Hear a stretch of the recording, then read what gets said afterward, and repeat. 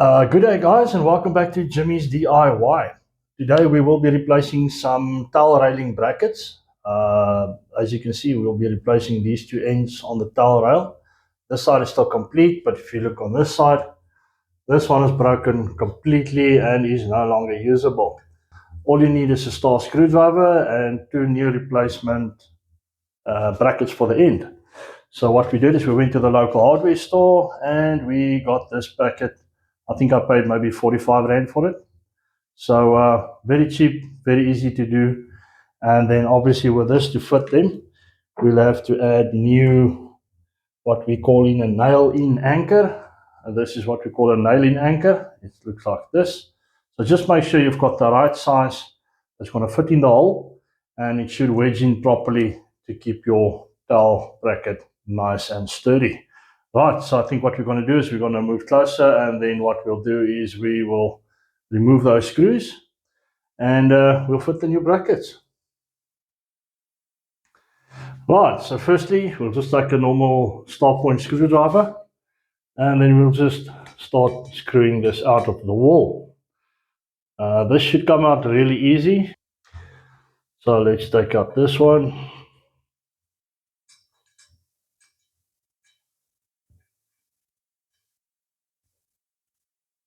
And then once this is out, you can just swing this out of the way and you'll see this actually pulls out.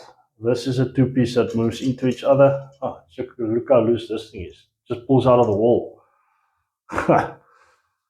Not very well done by the previous guy. So today, I think what we'll do is that means the holes are not properly seated and these anchors are not doing the job they're supposed to be doing. So, okay, so what you do, you can just hold on to that end and then just twist it out, and there you see the pipe comes out. Right, we'll do the same on both sides. Remove this damaged brackets and we'll fit the new ones for you guys. Okay, so here we've got one of the anchors that's actually stuck in the wall. So normally what I just do is I'll just take a side cutter and I'll just pinch it a bit and I'll pull it out just like, holy crap. See, the previous oak that installed this stuff clearly had no idea what he was doing. So this is why I make this video, so you guys don't have to struggle with something like this. All right, so we've got new anchors. So what I'm going to do today is I'm going to use this normal plastic insert for the nailing anchor. I'm still going to use it. So what we'll do is we'll put in this plastic part first, and then we'll put it in there. And then the same with the second one. We'll put it into the solid hole. As you can see, that fits in. That's the way it's supposed to go in here. But the problem is here. So what I do with something like this is I take a normal earbud, preferably the plastic ones. And then you can just cut a small piece about the same length as your nailing anchor. Something like that. And then I'll just put it into the hole. And what I'll do is I'll put this into the nailing anchor. Just like that, and I'll do it on all four nailing anchors. All right, if it's a little bit stiff, that's fine, don't worry about it. I'll just take my hammer and I'll just pound it in a little bit so it's almost flush. All right, okay, so what we're going to do once we start screwing this in, this is going to act like a wedge, so we're still going to turn it between the earbud, or you can actually put it inside if you really want to, but I prefer putting it on the side. That's going to make it go in a lot stiffer. Okay, so that one fell out because I didn't screw it in. So I'm going to show you how we do it, and then I'll show you how it actually holds onto the brackets and then makes it a very, very stable connection. So when we mount these kind of brackets, I prefer to put this anchors behind it. Well, the reason why I'm saying, once you fit it, you're not going to see those anchors anymore. So it actually hides those plastic anchor brackets very well, so it looks nice. So once you put your screw in, it's going to hold on nicely to the front, and then we'll put in the second screw. There we go. And I'll take my screwdriver. You can either nail this in with a hammer or you can screw it in with a screwdriver. But I prefer screwing it in because, I mean, then I know it's gripping tightly. I can feel if it's going in nice and tight or whether that's is going to be a problem to fix it up again. So we can feel how we say.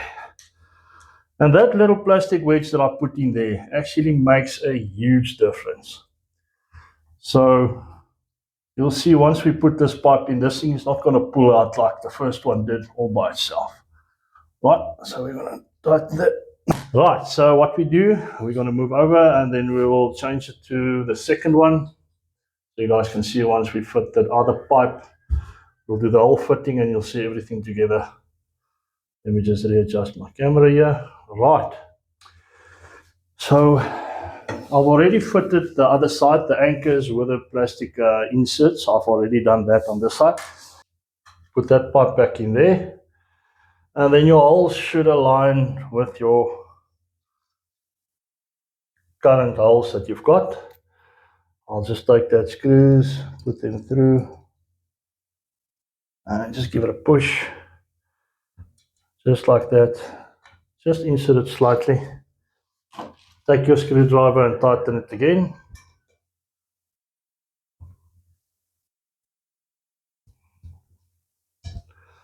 And you'll feel it's actually getting tighter as you go.